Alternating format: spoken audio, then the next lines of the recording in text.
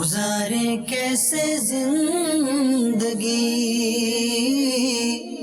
आओ उलमा से पूछ ले, आए जो मुश्किल पेश कोई, आओ उलमा से पूछ ले। अल्हम्दुलिल्लाहि रब्बिल आलमीन वस्सलातु वस्सलामु अला सय्यिदिल मुरसलीन अम्मा बअद फ़अऊज़ु बिल्लाहि मिनश शैतानिर रजीम बिस्मिल्लाहिर रहमानिर रहीम अस्सलातु वस्सलामु अलैका या रसूलल्लाह अस्सलातु वस्सलामु अलैका या हबीबल्लाह अस्सलातु वस्सलामु अलैका या नबियल्लाह व अला आलिका व अस्हाबिका या नूरल्लाह। प्यारे और मुहतरम इस्लामी भाइयों, दारुल इफ्ता अहले सुन्नत सिलसिले में मरहबा कहते हैं। दुरूद पाक की फजीलत सुनते हैं। नबी करीम सल्लल्लाहु ताला अलैहि व आलिहि वसल्लम ने इरशाद फरमाया, जिसने मुझ पर एक मरतबा दुरूद पाक पढ़ा, अल्लाह अज़्ज़ा वजल उस पर 10 रहमतें भेजता और इसके नामा आमाल में 10 नेकियां लिखता है। सल्लू अलल हबीब सल्लल्लाहु ताला अला मुहम्मद सल्लल्लाहु ताला अलैहि व आलिहि वसल्लम। दूर खुसूसी इस्लामी भाई यानी गूंगे और बहरे, इनके हवाले से आज हमारा मौजू है। इब्तिदान अगर आप शरई अहकाम तो इंशाअल्लाह हम आपसे मालूम करेंगे, लेकिन बोलने और सुनने की जो कदर व मंजिलत है, ये अफराद महरूम होते हैं इससे, और इन पर क्या बीतती है और ये कैसे अपनी ज़िंदगी गुजारते हैं ये तो देखने वालों को मालूम होता है। लेकिन ये जो नेमतें अल्लाह तबारक व तआला ने हमें अता फरमाई हैं, जिसके पास मौजूद हैं, इसके हवाले से आप कुछ इरशाद फरमाएं कि क्या ज़हन रखना चाहिए। अल्हम्दुलिल्लाहि रब्बिल आलमीन वस्सलातु वस्सलामु अला सय्यिदिल अंबिया वल मुरसलीन।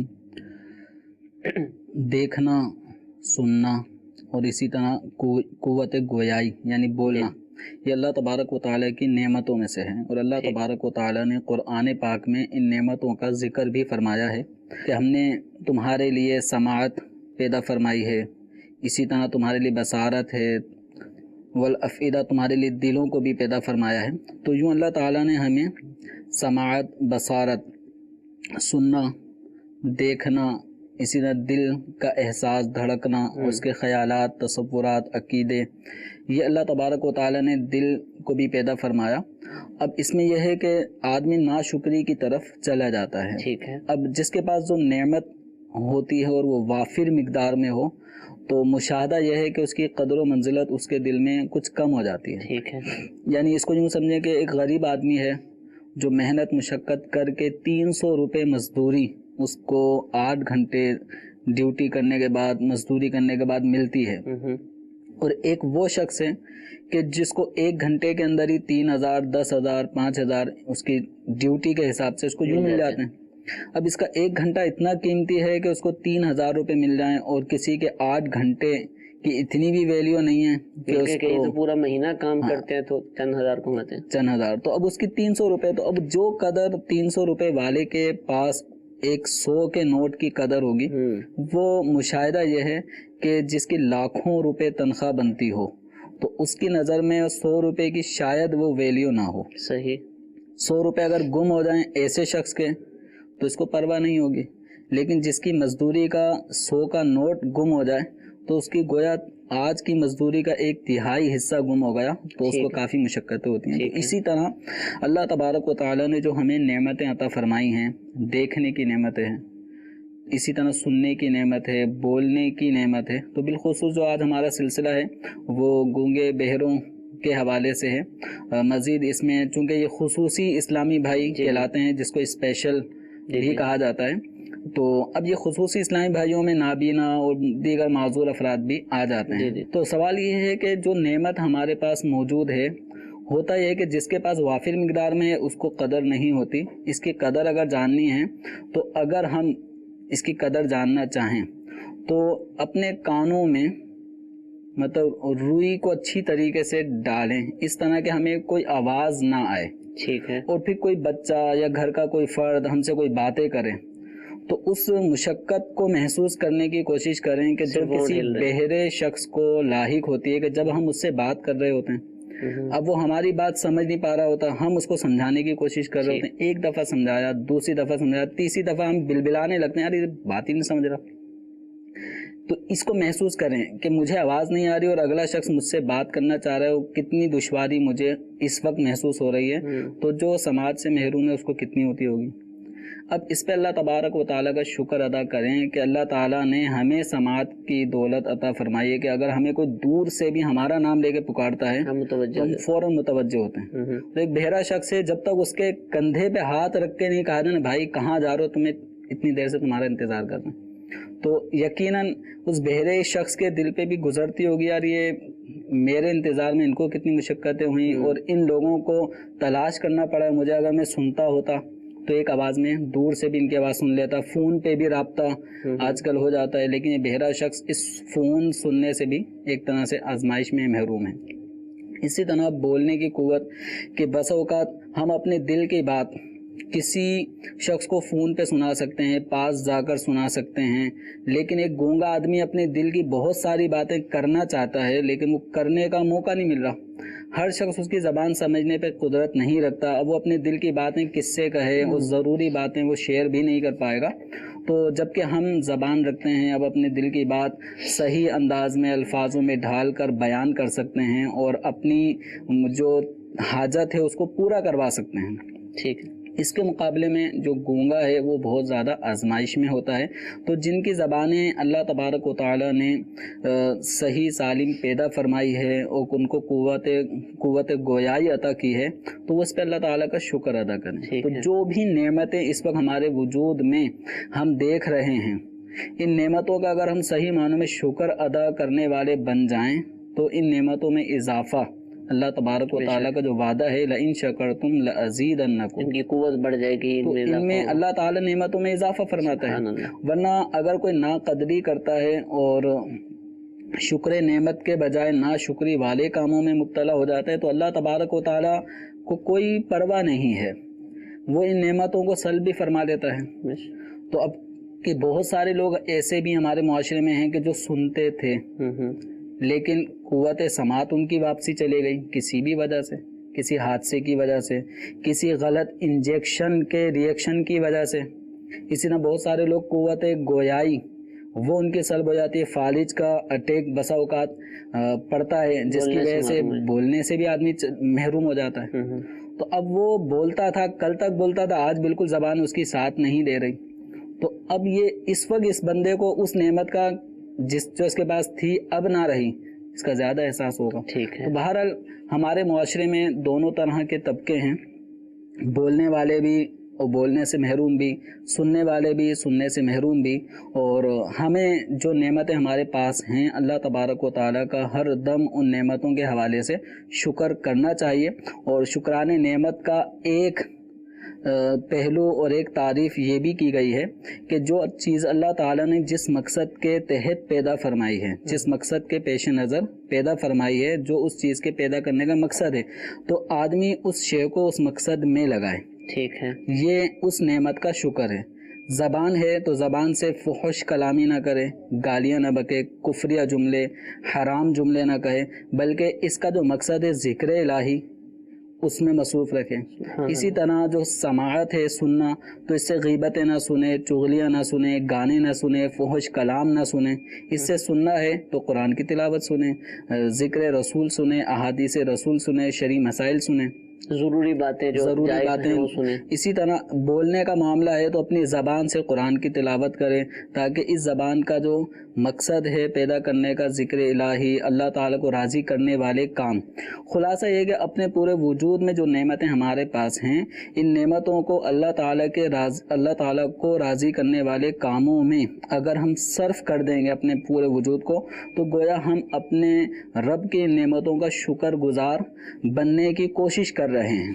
اور اگر ہم نے ان کو اپنے وجود کو گناہوں کی طرف خرچ کر دیا، لگا دیا، تو پھر یہ ناشکری ہے، اور اللہ تعالیٰ بے نیاز ہے، وہ چاہے تو اپنی نعمتوں کو ان میں سے جس نعمت کو چاہے لے سکتا ہے۔ تو اس پہ اللہ تعالیٰ سے ہم سب امان کی دعا کرتے ہیں، پناہ طلب کرتے ہیں کہ جو نعمتیں اس نے دی ہیں وہ نعمتیں کم نہ ہوں، سلب نہ ہوں، ان کو زوال نہ لگے۔ اللہ تعالیٰ ان نعمتوں کو برقرار رکھے اور اچھے کاموں میں ان نعمتوں کو صرف کرنے کی توفیق عطا فرمائے۔ آمین آمین۔ اللہ تعالیٰ ہم سب کو نعمتوں پر شکر کی توفیق عطا فرمائے۔ حضور یہ ارشاد فرمائیے کہ اب مثال کے طور پہ کوئی گونگا ہے یا سن نہیں سکتا، بول نہیں سکتا ہے، اب یہ نعمتیں اس کے پاس موجود نہیں ہیں، تو کیا ان نعمتوں کی کمی کی وجہ سے ہم کہہ سکتے ہیں کہ احکام شریعت بھی اس کے اوپر کم ہو جائیں گے؟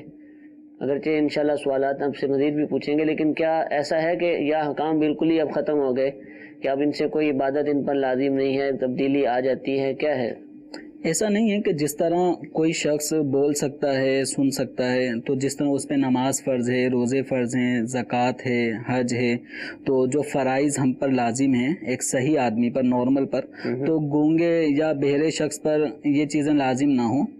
اس پہ شرائط پائے جانے کی صورت میں حج بھی لازم ہوگا۔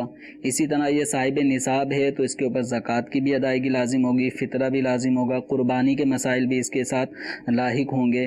اسی طرح جس طرح نارمل آدمی نکاح کرتا ہے اور اس کے اوپر نکاح کی صورت میں حقوق واجبہ وہ لازم ہوتے ہیں، نان، نفقہ، رہائش وغیرہ، تو اسی طرح گونگا بہرا بھی اگر شادی کرتا ہے تو یہ احکام اس سے بھی متعلق ہوتے ہیں۔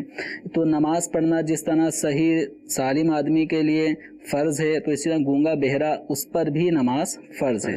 تو ایسا نہیں ہے کہ گونگا بہرا ہونے کی وجہ سے شریعت مطہرہ کے یہ احکامات جس کو ہم ارکان اسلام کہتے ہیں وہ اس گونگے بہرے سے مطلب ہٹا لیے جائیں، ایسا نہیں ہے، ایسا نہیں، اس کے اوپر بھی برقرار ہیں، البتہ نوعیتیں تھوڑی مختلف ہو جائیں گی۔ مثال کے طور پہ نماز بھی فرض ہی رہے گی اس کے اوپر۔ جی جی، تو اب نماز پڑھنی ہے، جب ہم بولنے والے کے لیے جب احکام بیان کرتے ہیں تو ہم کہتے ہیں کہ نماز میں سب سے پہلے اس کو تکبیر تحریمہ کہنی ہے، اور اتنی آواز آنی چاہیے کہ اس کے اپنے کان سن سکیں، کوئی معنی سماعت نہ کوئی چیز ہو۔ تو اب یہ تو بول ہی نہیں سکتا، یہ الفاظ ادا ہی نہیں کر سکتا، یہ کیسے تکبیر تحریمہ کہے گا؟ اس کے لیے کیا حکم ہے؟ اب جو گونگا ہے وہ تکبیر تحریمہ کہنے پر چونکہ قدرت نہیں رکھتا، یعنی اللہ اکبر جو تکبیر تحریمہ ہے جس کو کہہ کے نماز میں ہم داخل ہو جاتے ہیں، نماز کا یہ پہلا فرض بھی ہے اور نماز کے شرائط میں سے بھی ہے، تو چونکہ جو گونگا ہوتا ہے وہ لفظ اللہ اکبر کہنے پر قادر نہیں ہوتا، تو اس کے لیے اب یہ تکبیر تحریمہ کا تلفظ واجب نہیں ہے، بس اس کا یہ ارادہ یہ کافی ہے کہ مثال کے طور پہ نماز میں داخل ہونا چاہتا ہے، تکبیر تحریمہ کے لیے ہاتھ اٹھانا سنت ہے، تو یہ اپنے ہاتھ اٹھائے اور نماز کی نیت سے کہ اب میں نماز میں داخل ہو رہا ہوں، اور اس موقع پہ چونکہ جو صحیح سالم ہوتے ہیں وہ اللہ اکبر کہتے ہیں، اس کا یہ ارادہ کافی ہے کہ اب میں نماز میں داخل ہو رہا ہوں۔ ٹھیک ہے۔ اور اگر یہ چاہے تو جسے اللہ اکبر کہا جاتا ہے تو اللہ اکبر کہنے میں جو ہونٹ ہلتے ہیں تو اس کو چاہیے کہ ہونٹ بھی اپنے جنبش دے دیں، آواز بھی جو نکال سکتا ہے، اگرچہ الفاظ تو پیدا نہیں اس ہوں کی گے، آواز پتہ نہیں کس طرح کی لیکن ہوگی، آواز تو آ جائے گی لیکن الفاظ پیدا نہیں ہوں گے، اب یعنی الفاظ پیدا نہیں ہوں گے، تو اب اس کے لیے تلفظ کو علماء نے لازم قرار نہیں دیا۔ یہ بغیر کچھ بولے، چونکہ اس نے سنا تو ہے ہی نہیں نا کہ لفظ اللہ اکبر کیسے بولا جاتا ہے، ٹھیک ہے، تو آدمی جو سنتا ہے سننے کے بعد ہی اس کو بولنا آتا ہے، ٹھیک ہے۔ تو جب اس نے لفظ اللہ نہیں سنا، اکبر نہیں سنا، تو یہ ادائیگی نہیں کر پائے گا۔ پر اس کا یہ ہے کہ یہ دل میں تصور رکھے کہ اب میں نماز میں داخل ہو رہا ہوں، اتنا اس کے لیے ضروری ہے، زبان سے تلفظ ضروری نہیں ہے۔ ٹھیک ہے۔ مفتی انس رضا صاحب بھی ہمارے ساتھ موجود ہیں۔ قراءت بھی نماز کے اندر فرض ہے، تکبیر تحریمہ میں تو چلے اشارہ کر لے گا، قراءت کے حوالے سے کیا حکم ہے کہ قرآن پاک اس کے اشارے کرے گا، خاموش رہے گا، کیا کرے گا؟ اس کی نماز ہوگی کیسے؟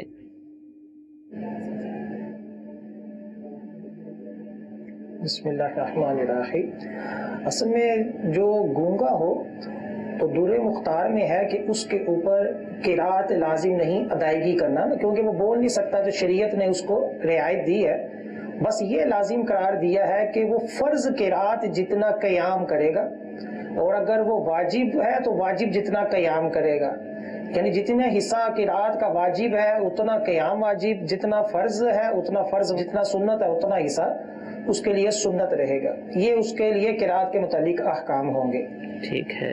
تو اب یہ قیام کے اندر یعنی اتنی دیر چپ رہے گا جیسے ایک عام آدمی امام کے پیچھے نماز پڑھتا ہے، یا یہ اکیلا بھی چپ ہی رہے گا؟ اس کے اوپر آواز نکالنا لازم نہیں ہے، ٹھیک ہے، بس خاموش رہے اتنے سے. ٹھیک ہے. اچھا کوئی گونگا وغیرہ شخص ہے، اس پر غسل فرض ہو جائے اور ایسی حالت میں اب دیکھیں ان کی بھی ایک لینگویج ہوتی ہے، اشاروں سے گفتگو کرتے ہیں، تو انہوں نے بھی کوئی نہ کوئی اشارے تو بنائے ہوں گے. تو اگر قرآن پاک کی کسی آیت کا اشارہ کرتا ہے تو جو عام شخص ہے جو بول سکتا ہے اس کو تو منع کیا جاتا ہے، اس کے لیے کیا احکام ہوں گے؟ اشاروں میں بھی ممانعت آ جائے گی؟ جی بالکل، اشارہ بھی اس کے لیے جائز نہیں ہوگا. قرۃ عیون الاخیار میں یہ لکھا ہے کہ اپنے عمل کے ذریعے اشارہ کرے کسی آیت کی طرف تو یہ اس کے لیے حرام ہے. ٹھیک ہے، بالکل اس کو اشارہ کرنے کی بھی اجازت نہیں ہوگی. کچھ کالز بھی ہمارے پاس موجود ہیں، پہلی کال سلسلے میں شامل کرتے ہیں. جی چلائیے. حضور میرا یہ سوال ہے کہ اگر کوئی گونگا بہرا شخص کسی سننے اور بولنے والے شخص کو اشارے میں سلام کہے تو اب کیا سننے اور بولنے والے شخص پر کیا حکم بنتا ہے کہ وہ اشارے میں جواب دے یا زبان سے جواب دے؟ جی اس نے تو اشارے میں سلام کیا ہے، سامنے والے کے لیے کیا حکم ہے کہ جواب کیسے دے گا؟ دیکھیں جس کو لگتا ہے کہ ایک گونگے شخص نے جو ہے وہ اس کو سلام کیا ہے اور وہ گونگا شخص اپنے اس اشارے کے مطابق جو سلام کا معروف اشارہ ہے اس نے سلام کیا ہے، تو جو اس کے اشارے کو سمجھتا ہے کہ اس نے سلام کیا ہے تو اس کو چاہیے کہ اس کو جواب دے. ٹھیک ہے، تو زبان سے جواب دے.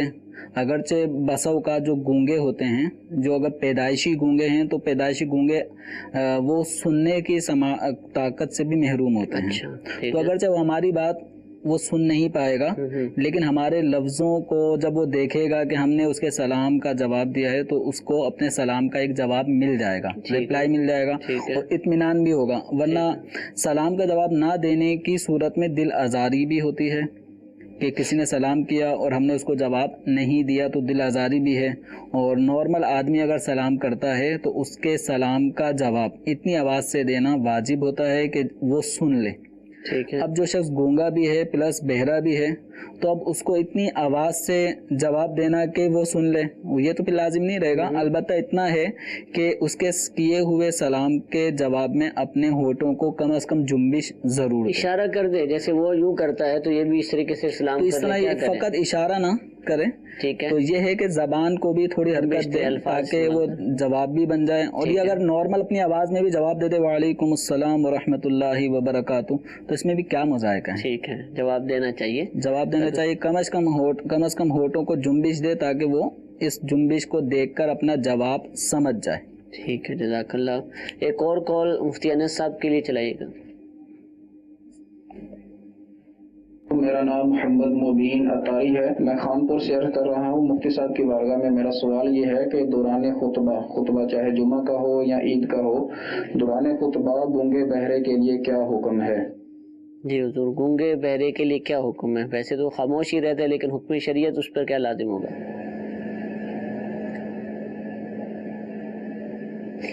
اس میں یہی ہے کہ وہ اس کو بالکل خاموشی سے سنے، کوئی حرکت نہ کرے.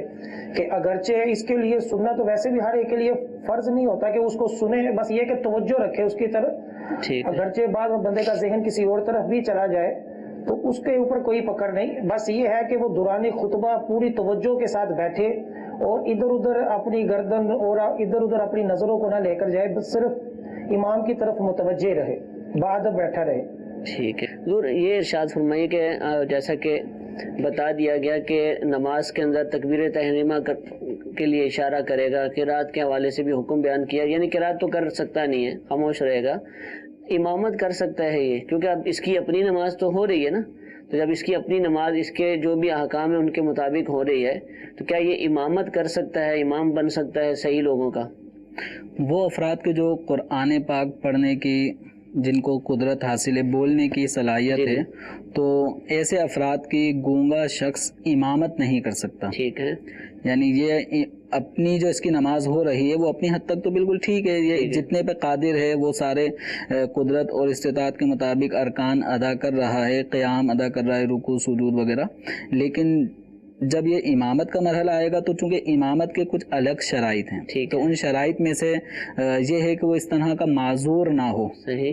تو اب جب قرات ہی نہیں کر پائے گا، جو کہ قرات نماز کے فرائض میں سے اہم ترین ایک فرض ہے، تو جو قرات پہ قدرت رکھتے ہیں ان کی نماز اس کے پیچھے نہیں ہوگی. تو جو گونگے ہیں، جو اسی کی مثل ہیں، تو کیا ان کی امامت کر سکتا ہے؟ اپنے جیسے جو گونگے افراد ہوتے ہیں، تو جیسے ہمارے خصوصی اسلامی بھائی جب باقاعدہ مدنی قافلوں میں بھی سفر کرتے ہیں، تو اگر کوئی ایسا موقع ہے کہ گونگے بہرے اسلامی بھائی موجود ہیں اور انہی میں کوئی امامت کے حوالے سے جو ریکوائر ہے کہ وہ فارسی کے مولن نہ ہو، داڑھی شریف اس کی باقاعدہ موجود ہے، اور مسائل شرع نماز وغیرہ کے بنیادی مسائل بھی وہ جانتا ہے، طہارت کے اور نماز کے فرائض واجبات، یہ سب چیزیں اس کے علم میں ہیں، تو اگر وہ اپنے ہی جیسے گونگوں کی امامت کرنا چاہے تو بلا شبہ وہ کر سکتا ہے. کہ مطلب امام بھی گونگا ہے، اس کے حق میں بھی قرات، وہ یہ چپ رہنا، پڑھنے پہ قدرت تو ہے نہیں، اور پیچھے جو پڑھنے والے وہ بھی اسی کی طرح ہیں، تو اس لیے گونگا امام گونگے مقتدیوں کی نماز کی امامت کر سکتا ہے. سیدھی نماز بھی نہیں ہو سکتا. سیدھی نماز میں جیسے کہ ویسے بھی امام کو آواز تو نکالنی نہیں ہے، تو یہ اس کی آواز بھی نہیں، یعنی اگر جو آپ کا سوال ہے کہ صحیح لوگوں جیسے ظہر کی نماز کی امامت، ظہر اور عصر میں، جی عصر میں، ظہر میں اگر گونگا امام بنے اور پیچھے مقتدی وہ پڑھنے والے ہوں، بولنے والے ہوں، تو عصر ہو یا ظہر ہو یا کوئی سی بھی نماز ہو، تو ان میں قرات کرنا فرض ہے.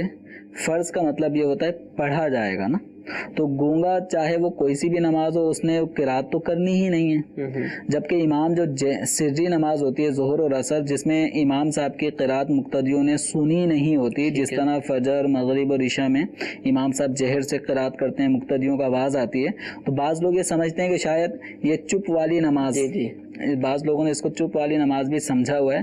تو یاد رکھیں ظہر اور عصر میں بھی امام صاحب قرات کرتے ہیں، بس فرق یہ ہے کہ وہ اتنی آواز سے قرات کرتے ہیں کہ ان کے کانوں میں خود ہی ان تک آواز رہتی ہے، آواز پھر بھی ہوتی ہے، آواز آتی ہے. ایسا نہیں کہ وہ مطلب منہ بند کر کے کھڑے رہیں، صحیح، وہ پڑھ رہے ہوتے ہیں، اور اتنی آواز ان کے لیے بھی لازمی ہے کہ ان کے اپنے کانوں تک اس کی آواز، ان کی آواز پہنچے، ٹھیک ہے، کوئی شور و غل وغیرہ نہ ہو. تو نارمل جگہ پر آواز ان کے کانوں تک پہنچ رہی ہوتی ہے.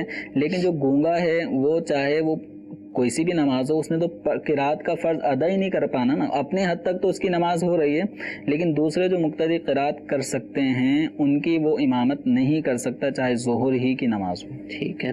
جب کتابوں میں ایک لفظ استعمال ہوتا ہے امی، تو یہ امی ہوتا کون ہے یہ بھی بتا دیجیے، اور کیا گونگا امی شخص کا امام بن سکتا ہے؟ اس کے حوالے سے کیا امی کا جو لفظ ہے نا، یہ قراءت کے بیان میں یعنی فقہی مسائل میں تین قسم کی چیزیں استعمال ہوتی ہیں. ایک تو قاری کا مطلب جو باقاعدہ اچھے انداز میں قرآن پڑھ سکے، اور اس کی جو قرآن کی قراءت ہے وہ ایسی ہو کہ اس سے نماز فاسد نہیں ہوتی، نارمل جو افراد ہوتے ہیں. اور دوسرا ہوتا ہے امی. امی سے مراد وہ فرد کے جو قرآن پاک پڑھ تو رہا ہے نماز میں، لیکن اس کی نماز میں قراءت کرنے کا انداز ایسا ہوتا ہے کہ اس کے تلفظ اتنے مطلب بگڑے ہوئے ہیں کہ اس سے معنی فاسد ہو جاتا ہے. اور اگر اس طرح کی قراءت کوئی صحیح آدمی کرے تو نماز ہی ٹوٹ جاتی ہے. لیکن اس شخص کے حق میں کہ یہ چونکہ جتنے پر قادر تھا، بعض لوگوں سے تلفظ نہیں بنتے، ان کے بولنے میں پرابلم ہوتی ہے، جس کی وجہ سے وہ صحیح ادا نہیں کر پاتے. بعض لوگوں سے وہ تلفظ ادا ہی نہیں ہوتے، وہ قدرت ہی نہیں پاتے کہ وہ حروف کو صحیح پڑھ سکیں، بس وہ جو ان کے منہ سے نکلتا ہے وہ اسی طرح، وہ گونگے نہیں ہیں، یعنی وہ سیکھتے بھی ہیں تو پھر بھی ان سے ٹھیک نہیں ہو پاتا، ان کی زبان کی وجہ سے. امی، ٹھیک ہے. تو ایسا شخص جو ہے نا، وہ جو پڑھنے پہ قادر ہے، کچھ نہ کچھ پڑھ سکتا ہے، تکبیر تحریمہ کہہ سکتا ہے، تو ایسے امی شخص کا امام گونگا نہیں بن سکتا. اچھا. اور اگر امی شخص ایسا ہے، یعنی جس کو قرآن پڑھ رہا ہے لیکن وہ غلط پڑھتا ہے، ایسا ہے کہ جو تکبیر تحریمہ بھی صحیح طور پہ نہیں کہہ سکتا، تو ایسا شخص کا حکم گونگے ہی کی طرح ہے. ٹھیک ہے. تو گونگا شخص ایسے امی کا امام بن سکتا ہے. تو ایسے افراد جو امی ہیں یہ مطلب بہت کم ہی لوگ ہوتے ہیں. یعنی یہ وہ نہیں ہے کہ بالکل ٹھیک تھا اور سیکھا نہیں تو تلفظ ادا نہیں ہو رہا، بلکہ وہ ہے کہ جس کی زبان کے اندر کوئی پرابلم ہے، لکنت کہہ لیجیے، یا اس سے ملتے یہ لکنت والے معاملات تھوڑے الگ ہوتے ہیں. ٹھیک ہے. اس سے بڑھ کر ہے یہ ایسا ہے کہ جو مطلب بولنے میں بعض لوگ بولتے ہیں لیکن تلفظ سمجھ میں نہیں آ رہے ہوتے ہیں، وہ نارمل بول چال بھی ان کی سمجھ نہیں آ رہی ہوتی ہے، بول رہے ہوتے ہیں اپنی طرف سے، تو یہ وہ شخص ہے. تو اس طرح کے افراد بھی ہوتے ہیں کہ وہ قرآن پڑھ رہے ہوتے ہیں. اگر اس طرح کوئی صحیح آدمی پڑھے تو بالکل معنی فاسد ہو رہا ہے، نماز اس کی نہیں ہوگی. لیکن اس شخص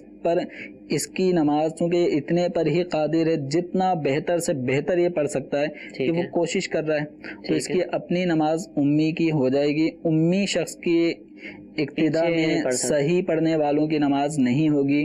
گونگا جو ہوگا وہ چونکہ امی سے کم درجے ہے، ٹھیک ہے، تو گونگے شخص کا امی امام بن سکتا ہے. اچھا یہ بن سکتا ہے، ٹھیک ہے. لیکن یہ ایک شاذ صورت ہے. یہ شاذ صورت ہے. اب یہ ہے کہ چونکہ ہمارے یہاں پہ معلومات کے لیے بہت سارے ناظرین حاضرین بھی مسائل پوچھتے ہیں، تو ان کے علم میں بھی فائدہ ہو بھی سکتی ہے، کوئی ایسی صورت ہو بھی سکتی ہے، اور فقہاء نے بیان کی ہے، فقہاء کرام نے بیان کی ہے. بالکل ٹھیک ہے جی. حضور یہ ارشاد فرمائیے اس پہ جماعت کا وجوب ہوگا، کیونکہ اذان کی آواز اگر وہ کیا کہتے ہیں بہرا ہے، سن نہیں پاتا، تو کیا وہ نماز پڑھنے کے لیے اس کے لیے لازم ہے کہ مسجد میں آئے لوگوں سے پوچھے کہ ٹائم ہوا یا نہیں ہوا؟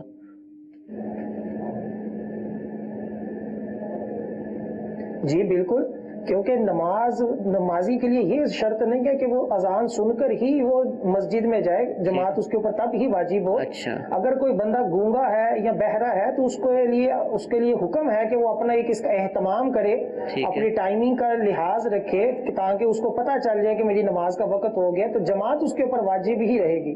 ٹھیک ہے، جماعت اس پر واجب ہے، یعنی جب شرائط پائی جائیں تو وہ نماز با جماعت ادا کرے گا. ایک ویڈیو سوال بھی ہمارے پاس موجود ہے، اس کو سلسلے میں شامل کرتے ہیں. یہ چلائیے. اسی سلائڈ پہ سوال کرنا چاہ رہے ہیں، یعنی گونگے بنے سلائڈ. بسم اللہ الرحمن الرحیم، والصلاۃ والسلام علی رسول اللہ. میرا سوال ہے کہ کوئی گونگا میرے اسلامی بھائی کا نکاح کس طریقے سے ہوگا؟ جواب ارشاد فرما دیجیے. جی حضور، عبادت تو اپنی جگہ ہے، لیکن یہ بھی ایک عمل ہے، شریعت کا حکم ہے. نکاح کے حوالے سے کیسے کرے گا؟ وہ قبول ہے کیسے کہے گا؟ اس کو پتہ کیسے چلے گا کہ مجھ سے ایجاب کروایا جا رہا ہے؟ کیا ہوگا اس حوالے سے؟ اب یہ ہے کہ مجلس نکاح میں گونگا کثیر لوگوں کے نکاح میں شریک تو ہوا ہی ہوگا نا. ٹھیک ہے، اس کو پتہ ہوگا کہ اس طرح ارینج ہوتا ہے، قاضی صاحب ہوتے ہیں وہ کچھ بولتے ہیں اور پھر کچھ لوگ یعنی دولہا بھی جواب دیتا ہے. ٹھیک ہے، تو اس موقع پر یہ ہے کہ گونگے کا نکاح اشارے کے ذریعے اگر ہو رہا ہے تو یعنی اب جو قاضی ہوگا، اب اس کے لیے بھی اگر وہ بھی گونگوں کی زبان سمجھتا ہے یا وہ بولنے پہ قدرت ہے، عام طور پہ جو ہمارے ہاں نکاح خواہ ہوتے ہیں وہ ایجاب کرتے ہیں، اور جو گونگا ہوگا وہ اب قبول کرے گا چونکہ وہ دولہا ہے. اگر اس نے کسی کو وکیل بنایا کہ میرا نکاح تم پڑھا دو، تو پھر اگر وہ بولنے پہ قدرت رکھتا ہے، جو اس کا وکیل ہوگا، گونگا اگر دولہا ہے اور اس کا جو وکیل ہے وہ صحیح بولنے والا ہے، تو ایجاب قبول قاضی نارمل جس طرح ہوتے ہیں زبان سے کہ قاضی ایجاب کرتا ہے نکاح خواہ اور دولہا قبول کے الفاظ کہتا ہے، ان دونوں کے ایجاب قبول کے الفاظ دو عاقل بالغ مرد سن لیتے ہیں تو اس طرح نکاح ہوگا. ٹھیک ہے. لیکن اگر گونگے ہی دولہا سے وہ قاضی ایجاب کرتا ہے اور گونگا اس کو قبول کرے گا، تو اب اس کا جو اشارہ ہے اس اشارے سے بھی قبول ہو سکتا ہے. ٹھیک ہے، یعنی وہ اشارہ ایسا ہونا چاہیے کہ جو سمجھ میں آتا ہو کہ اس وقت اس نے جو اشارہ کیا اس سے قبول کرنا پایا جا رہا ہے. اگر وہ لکھ کر دے دے تو قبول ہے، لکھ دے، اس میں اشارہ ہوگا، اشارہ کرنا ضروری ہوگا. ٹھیک ہے. اس میں یہ ہے کہ چونکہ نکاح میں گواہی ضروری ہے تو اس کے لیے ٹھیک ہے، اس حوالے سے اشارہ ہی گونگے کا نکاح اشاروں سے بھی ہو جائے گا. اس نے ایسا ہی اس کا اشارہ ایسا ہونا چاہیے کہ وہ اشارہ بالکل واضح ہو قبول کرنے کے حوالے سے کہ اس نے اپنے اشارے سے اس ایجاب کو قبول کیا ہے. یعنی عورت کو اپنے نکاح پہ لینے میں اس نے اظہار رضامندی اپنے اشارے سے اتنا واضح طور پہ کر دیا ہو. ٹھیک ہے جی، جزاک اللہ.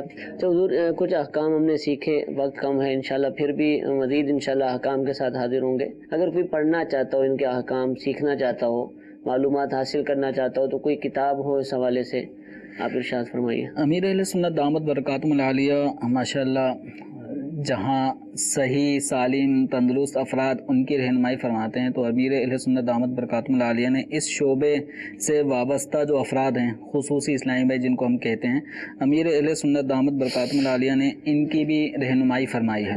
اور باقاعدہ گونگے بہروں کے بارے میں سوال جواب نامی ایک رسالہ بھی امیر اہل سنت دامت برکاتہم العالیہ نے ہمیں عطا کیا ہے. اور اس میں بنیادی بہت ساری جو بنیادی معلومات ایک نارمل آدمی کو جو گونگا بہرا ہے ہونی چاہیے وہ یہاں پر ذکر کی ہیں. تو اگر کوئی اس حوالے سے مزید معلومات حاصل کرنا چاہتا ہے تو دعوت اسلامی کے جو اشاعتی ادارے مکتبۃ المدینہ سے اس رسالے کو ضرور حاصل کرے، گونگے بہروں کے بارے میں سوال جواب.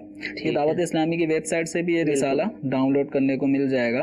تو پلے اسٹور سے بھی جو ایک اپلیکیشن ہے جس میں دعوت اسلامی کے المدینۃ العلمیہ کی جو مطبوعہ کتابیں ہیں، المدینہ لائبریری، تو اس کو بھی ڈاؤن لوڈ کر لیں اور اس میں بھی یہ سرچ کریں گے تو یہ رسالہ سامنے آ جائے گا اور اس رسالے کو ڈاؤن لوڈ بھی آپ کر سکتے ہیں. تو اس طرح یہ ہے کہ امیر اہل سنت دامت برکاتہم العالیہ نے اس شعبے کی طرف بھی خصوصی توجہ دی ہے، اور معاشرے کا یہ طبقہ جس کو عام طور پہ بالکل ہی نو لفٹ کے درجے میں ہے، لوگ اکثر ان کو مطلب عجوبہ کے طور پہ ہی لیتے ہیں، رویہ بھی ٹھیک نہیں ہوتا، مذاق مسخریاں اور ان سے ہٹنگ کھیلنا، ان کے ساتھ اتنی دفعہ رویہ خراب ہو چکا ہوتا ہے کہ وہ بھی اپنے طور پر اب نیچے گر چکے ہوتے ہیں اور لوگ ان سے مزہ لے رہے ہوتے ہیں، اور یہ بھی اس طرح نہیں ہو رہا تھا. تو یہ ہونا نہیں چاہیے. تو جس طبقے کو گویا بالکل ہمارے شریعت نے ان کو مکلف کیا ہے، ان کو درست سمجھا اور ان پر احکام نافذ کیے، لیکن عوامی جو رویہ ہے وہ، اور الحمدللہ خصوصی اسلامی بھائیوں کی مجلس بھی دعوت اسلامی کی موجود ہے جس کے اندر کہ اس طرح کے اور بھی افراد، یہ تو گونگے بہرے کے حوالے سے ہم نے بات کی، نابینا ہوں، معذور افراد ہوں، یا اور اس طرح کے معاملات کے جو لوگ ان کو اپنے طور پر اپنے طرح نہیں سمجھتے،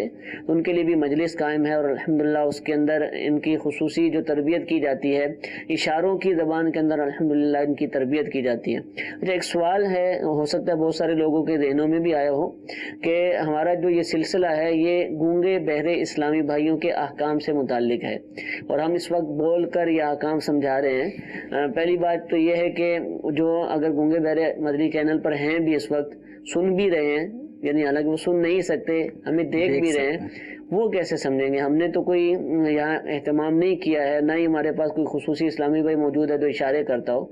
کیا کریں گے؟ یہ سارا سلسلہ تو ہو سکتا ہے کہ کئیوں کے لیے بس وہ دلچسپ تو ہو، معلومات مل رہی ہیں، لیکن جن کے لیے ہم کر رہے ہیں ان کے لیے فائدہ مند کیسے ہوگا؟ دیکھیں، اس کے لیے جیسے میں شروع میں عرض کر رہا تھا اس سوال سے پہلے، امیر اہل سنت دامت برکاتہم العالیہ نے چونکہ اس طبقے کو بھی مطلب توجہ فرمائی ہے، تو الحمدللہ اس کے لیے پوری ایک مجلس ہے، خصوصی اسلامی بھائی، ٹھیک ہے، مجلس خصوصی اسلامی بھائی. تو اس مجلس سے آپ اپنے اس ڈیف اسلامی بھائی کو جو گونگا ہے، بہرا ہے، یا نابینا ہے، یا کسی بھی اعتبار سے جو معذور اس طرح کے ہوتے ہیں، تو اس مجلس کے اسلامی بھائیوں سے آپ رابطہ کریں.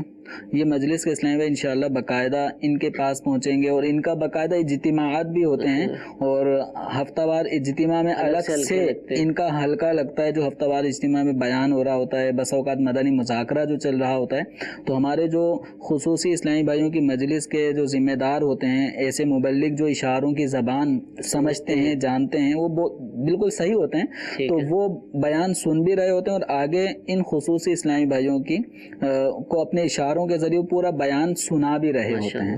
تو اس حوالے سے جس گھر میں، جس فیملی، گلی محلے میں اگر کوئی ایسا فرد ہے تو بالکل دعوت اسلامی نے ان کی بھی اصلاح کا اہتمام کیا ہے. تو مدنی قافلے بھی باقاعدہ ان اسلامی بھائیوں کے سفر کر رہے ہوتے ہیں، اور ہمارے ملک پاکستان میں باقاعدہ ایک بستی پوری گونگوں پر مشتمل ہے. اللہ اکبر. یہ مجلس گونگے، مجلس خصوصی اسلامی بھائی وہاں پہ مدنی قافلے میں بھی گئی، اور وہاں پہ علاقائی دورہ اور نیکی کی دعوت وغیرہ کا سلسلہ بھی ہوا. یعنی وہ گونگوں سے مرادی کا اکثر اس فیملی میں، اس برادری یا اس ایریے میں ہر دوسرے تیسرے گھر میں گونگے کثیر تعداد میں ہیں.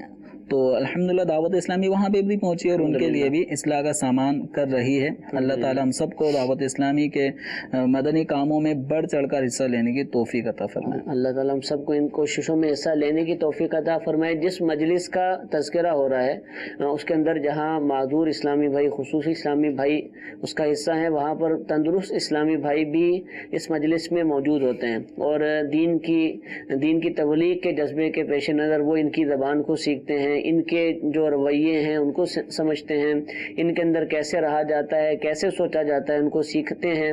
اشاروں کی زبانیں الحمدللہ ہمارے بہت سارے اسلامی بھائی کہ جو بالکل تندرست ہیں، بول سکتے ہیں، سن سکتے ہیں، سمجھ سکتے ہیں، لیکن صرف ان اسلامی بھائیوں میں مدنی کام کرنے کے لیے، ان کو بھی دین کے قریب لانے کے لیے انہوں نے خاص طور پر اشاروں کی زبان سیکھی، اور الحمدللہ بہت سارے اسلامی بھائیوں پر انفرادی کوششیں کر کر ان کو بھی ساتھ لے کر آئے کہ اگرچہ نعمت سے تو محروم ہیں، ان کو سننے کی، دیکھنے کی، بولنے کی صلاحیتیں نہیں ہوتی، لیکن پھر بھی اس معاشرے کے اندر رہتے ہوئے بدقسمتی سے یہ افراد بھی گناہوں میں مبتلا ہو جاتے ہیں، اور ان کو بھی گناہوں سے بچانا، نیکی کی طرف لے کر آنا، دین کی ترغیب دلانا، یہ بھی ہم سب پر ضروری ہے کہ ہم ان کے حوالے سے بھی سوچیں۔ تو الحمدللہ ہماری یہ مجلس یہ کام کرتی ہے۔ اگر آپ بھی جذبہ رکھتے ہیں اس حوالے سے تو ہمارے ذمہ داران سے رابطہ کیجیے، انشاءاللہ عز و جل آپ کو بھی اس حوالے سے معلومات دے دی جائیں گی۔ اور خاص طور پر جن گھروں کے اندر جو خصوصی اسلامی بھائی موجود ہیں اور ابھی تک ہماری اس مجلس کے حوالے سے ان کو کوئی اپڈیٹس نہیں تھی، تو ان کو چاہیے کہ دعوت اسلامی کے ذمہ داران سے رابطہ کریں اور اپنے گھر کے اس خصوصی اسلامی بھائی کو اس مجلس کے اسلامی بھائیوں سے ملوائیں، تو انشاءاللہ عز و جل اس سے برکتیں حاصل ہوں گی، ان کو بھی دین اسلام کے احکام سیکھنے کا موقع ملے گا۔ ہو سکتا ہے کہ بہت ساری چیزیں، بہت سارے اشارے ساتھ رہنے کے بعد اگرچہ میں آ جاتے ہیں گھر والوں کو، لیکن بہت سارے نئے بھی آتے ہوں گے، جو احکام ہیں ان کی خصوصی اصطلاحیں ہوتی ہیں، ان کو انداز مختلف ہوتے ہیں سمجھانے کے، تو اگر آپ اس مجلس کے ساتھ وابستہ ہو جائیں گے تو انشاءاللہ یہ مشکل بھی آسان ہو جائے گی۔ اللہ تعالیٰ ہم سب کو جو کچھ سنا اس پر عمل کرنے کی توفیق عطا فرمائے، اللہ تعالیٰ کی نعمتوں کا زیادہ سے زیادہ شکر کرنے کی توفیق عطا فرمائے، جس مقصد کے لیے اللہ تعالیٰ نے نعمت عطا فرمائی اسی میں استعمال کرنے کی توفیق عطا فرمائے، آمین بجاہ النبی الامین۔ صلو علی الحبیب صلی اللہ تعالی علی محمد صلی اللہ علیہ وسلم۔ گزارے کیسے زندگی، آؤ علماء سے پوچھ لیں، آئے جو مشکل پیش کوئی،